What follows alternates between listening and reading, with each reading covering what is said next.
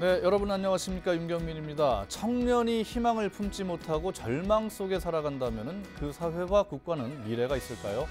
취업도, 결혼도, 내 집 마련도 포기하는 젊은이들이 많다고 하죠. 그래서 그런가요? 여야가 선거를 앞두고 청년들을 위한 공약도 경쟁적으로 내놓았습니다.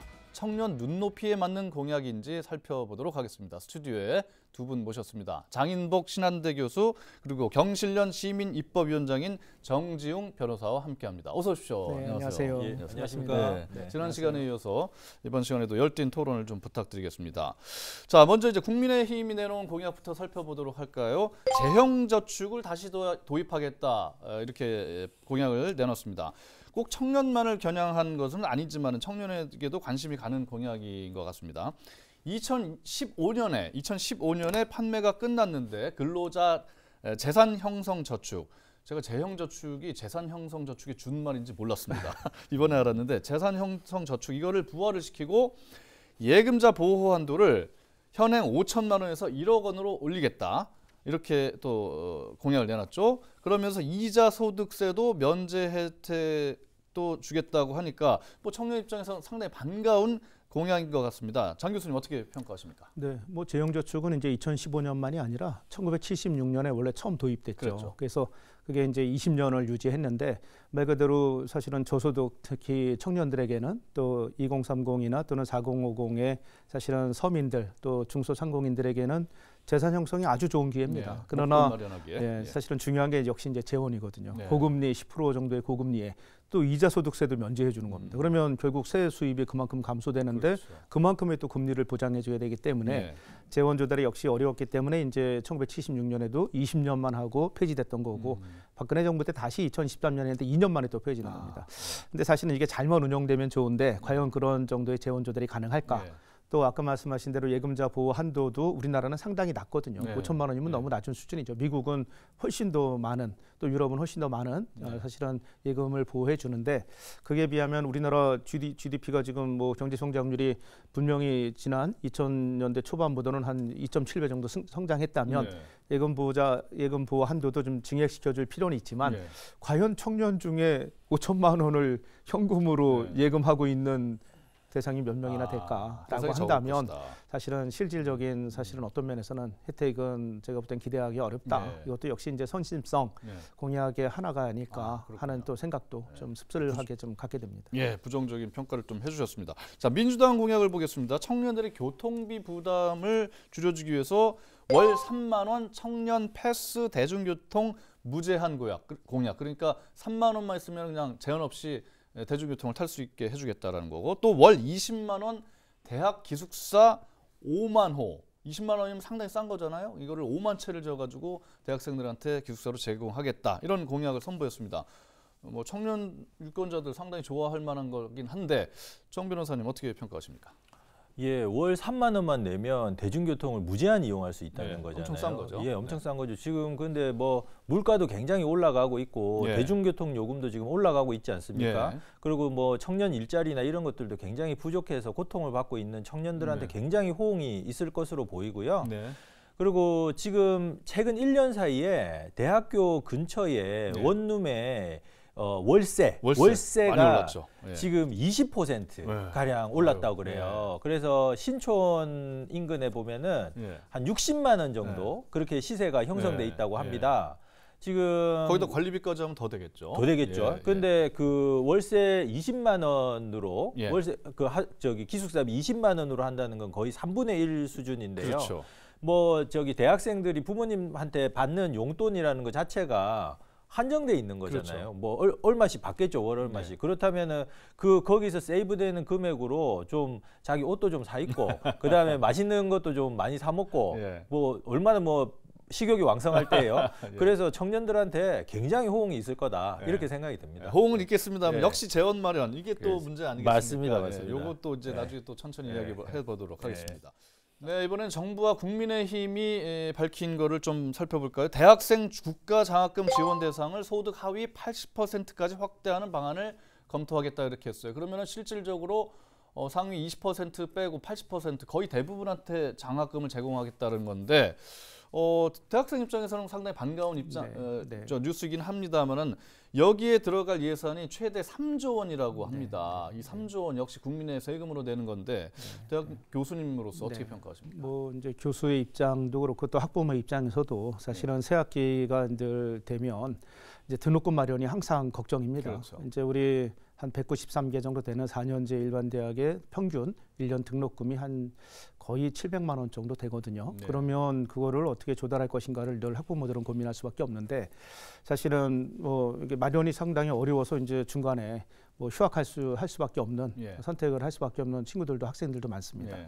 3조가 많다고 볼 수도 있지만 사실은 지방교육 재정 교부금이라는 게 있어요. 이게 내국세 20.79% 그리고 교육세 일부를 이제 재원으로 하는 건데 사실은 이게 2010년만 해도 예. 지금 초중고 학생 수가 734만 명이었거든요. 예. 근데 이게 2023년에 531만 명으로 줄었습니다. 출생률 그렇죠. 낮아지니까 보니까. 이제 학령 인구 감소된 건데 교부금은 32조 2,900억에서 동기 2023년에 75조 7천억 원으로 늘어난 거예요. 예. 그러니까 이제 작년에 7조 5천억 정도가 이제 남은 거죠. 네. 쓰질 못하니까. 돈이 남았네요. 그러니까 7조 5천억 정도 남았으니까 3조 정도 되는 사실은 지금 말씀드린 소요 재원은 충분히 가능하다. 충분히 가능하다라고 판단되고요. 사실은 등록금은 대학생들에게는 미래에 대한 투자입니다. 그렇죠. 그러니까 국가가 전액도 아니고 100% 다도 아니고 80% 정도 상위 정말 고소득층 20%를 제외하고 지급하겠다는 네. 거기 때문에 이거는 뭐 대학의 입장이 아니라 교수의 입장이 아니라 네. 일반적인 국민의 네. 입장에서도 적극적으로 검토해야 될 방안이라고 생각을 합니다. 그런데 말이죠. 대학 진학률이 약 70% 되지 않습니까? 나머지 30%는 대학을 안 가요. 이들은 이런 혜택을 못 받으면 형평성 원칙이 또 어긋난다. 이런 주장이 있을 수 있지 그러니까 않습니까? 이제 그것도 분명히 이제 우리가 고려해야 될 중요한 부분입니다. 네. 그래서 그 비진학하는 청년들에 대해서는 별도의 복지적인 어떤 재원을 통한 공평하게. 사실은 공평한 차원에서의 어떤 네. 분명히 네.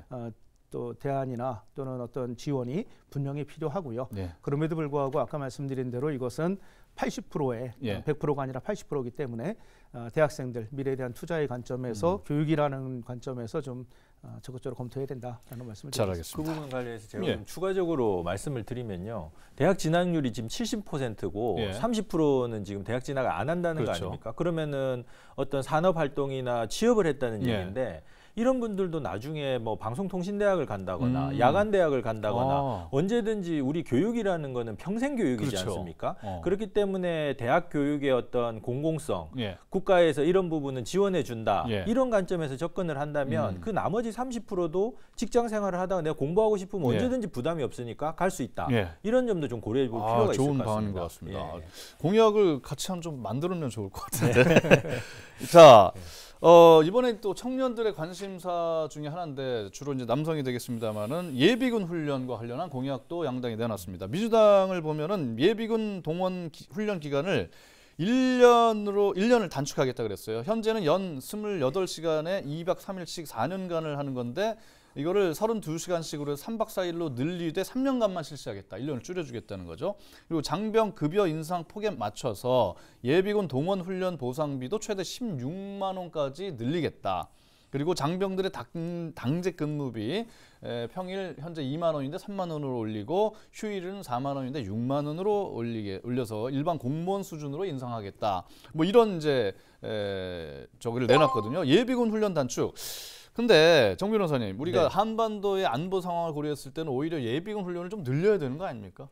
예, 저도 이제 동의하는데요. 네. 이게 선거 때마다 선심성으로 자꾸 군대를 손을 댑니다. 예. 그래서 뭐 지금 현역병 같은 경우도 지금 굉장히 지금 줄어들고 있고 예. 지금 병력 자원이 지금 부족하다고 그러지 않습니까? 뭐 예. 여성 징병제 문제 뭐 이런 것까지도 지금 예. 논의가 나오고 있는 상황인데 예. 좀 이렇게 선거 때 표가 급하더라도 이게 군대 문제 같은 경우는 좀 한반도에 안보가 걸린 문제이기 때문에. 우리 안보는 사실은 우리의 실존, 존재하고 그렇죠. 그 우리 존립하고 아주 직결되는 문제 네, 아닙니까? 네. 그래서 그런 부분은 좀 신중하게. 좀 자제를 했으면 좋겠다 이런 생각입니다. 네, 지금 여성군 병역 그 말씀하셨는데 네. 이준석 개혁신당 대표가 여성 네. 군복무 의무화 공약을 내걸어서 아주 네. 논란이 됐었어요. 네. 그러니까 구체적으로 보면은 2030년부터 경찰, 소방 이런 공무원이 군인이 되고자 하는 여성들은 군 복무를 해야만 지원할 수 있도록 해야 된다라고 네. 해가지고 일파만파 커졌단 말입니다. 네. 이게 이제 20대 남자들을 겨냥한 갈라치기 아니냐 이런 이제 비판이 휩싸였는데 교수님은 어떻게 평가하세요? 네, 뭐 이준석 대표는 이제 이스라엘 병역 모델을 연구했죠. 그래서 네. 이제 잘 아시는 대로 병역 의무, 출산 면제라고 하는 틀을 가지고 접근해서 사실은 병역하고 출산하고 연계하는 지금 말씀하신 갈라치기, 즉 예. 성별 또는 어떤 이 성적인 어젠다, 젠더 또는 갈등이라고 젠더 하죠, 갈등이라고 우리가. 하죠. 이거를 좀 회피하려고 사실은 공무원을 지향하는 경우에 이제 군복무를 의무화하자라고 했는데도 역시 이제 이런 논의가 나오고 있거든요. 예. 저는 뭐 그런 논의가 나온다는 거는 인정한다고 하더라도 예. 어쨌든 여성의 군복무를 그것도 공무원을 지향하는 사람을 의무화하자라고 예. 하는 거는 이제 좀 고민해야 될 부분들이 좀 몇 가지 있다. 특히 중요한 게 역시 이제 저출산이 지금 문제인데 그게 분명히 심화될 가능성도 있고 네. 또 군부대라는 게 저도 군 생활했지만 상당히 폐쇄적인 네. 어떤 공간인데 이게 여성과 남성의 오히려 젠더 갈등이 더 극대화될 수 있는 가능성이 큰 공간이 바로 이제 군이고 네. 또 정말 진정한 의미의 성평등이라고 하는 게 뭐 여성이 군복무를 해야 되고 또 남성이 또 여성의 어떤 역할을 하는 것이 과연 진정한 의미의 성평등의 어떤 그런 관점에서의 논의일까라고 네. 하는 차원에서는 좀 부정적이시네요. 좀 논의를 좀 해볼 필요가 예. 있지 않을까. 이런 자. 사회적인 좀 조금 더 공감돼서 논의가 좀 필요하다라는 예. 생각입니다. 자, 다른 공약을 좀 살펴보도록 하겠습니다. 청년 공약과는 별도로 이제 지역 발전과 관련된 공약을 저희가 살펴보고자 합니다. 여야 모두 철도 지하화 공약을 내놨어요. 철도가 이제 지하로 다니게 되면은 지상을 개발할 수가 있으니까 지역 발전에 도움이 되지 않겠느냐, 뭐 이런 거죠. 뭐 주민들도 당연히 반가운 소식으로 보고 있습니다만은 역시 돈 문제가 좀 걸려 있는 것 같은데 주민 입장에서는 뭐 반가운 거죠. 네, 뭐 당연히 이제 이거는 뭐 환영할 만한 공약이죠. 예. 이제 우리가 그 도심을 가로지르는 철도거든요. 쉽게 말하면. 그러면 그렇죠. 도시의 미관도 져야 할 뿐만 아니라 도시의 지역 계획이나 지역 발전과 관련된 여러 가지 계획을 세울 때 그게 이제 걸림돌이 장애물인 되죠. 거예요. 걸림돌이 되는 수밖에 없는 거다. 그러면 그걸 지화한다면 지상을 사실은 개발할 수 있는 공간으로 활용할 수 있기 때문에 네. 상당히 많은 사실은 부가가치가 창출될 수 있다라는 예. 차원에서 예. 시민들의 사실은 뭐 공원이든 또는 시민들이 쉴 수 있는 여러 가지 어떤 그 시설들이 거기에 조성될 수 있기 때문에 천문학적인 재원이 분명히 필요하지만 그러나 이거는 국가 새로운 어떤 대개조 차원에서 적극적으로 검토할 만한 사실은 사안이다라는 생각을 합니다. 예. 그럼에도 불구하고 선거 때만 되면은 이런 게 나오고 사실상 또 이루어지지는 않고 하는 그런 문제가 있는 것 같아요. 예. 예, 누구는 그러시더라고요. 이거는 앞으로 50년 동안 네. 선거 때마다 울고 먹을 울고 먹을 주제다 예. 이렇게 얘기를 하더라고요. 예. 이게 그 당연히 지역구 주민들은 철도 지하화하는 거 좋아하죠. 좋아하죠. 왜냐하면은 자기가 가지고 있는 부동산의 가치가 자산 가치가 올라가기 때문에 예. 다 좋아하는데 중요한 거는 지금 아까 전에 교수님도 말씀하셨지만 천문학적인 재원의 문제입니다. 예. 나라 곳간이 한정돼 있거든요. 그렇죠. 그래서 이거를 예비 타당성 조사나 이런 거에서 예. 편익이 나와야 되지 않습니까? 그런 단계를 통과하기가 예. 그렇게 쉽지는 않을 것으로 보입니다. 예. 알겠습니다. 이건 논의를 좀 신중하게 우리가 좀 해봐야 될 것 같고요. 뭐 네. 김포시의 서울시 편입 이 문제도 한참 논란이 됐었는데 철도 지하화 문제 이것도 신중하게 우리가 검토를 해봐야 될 것 같습니다.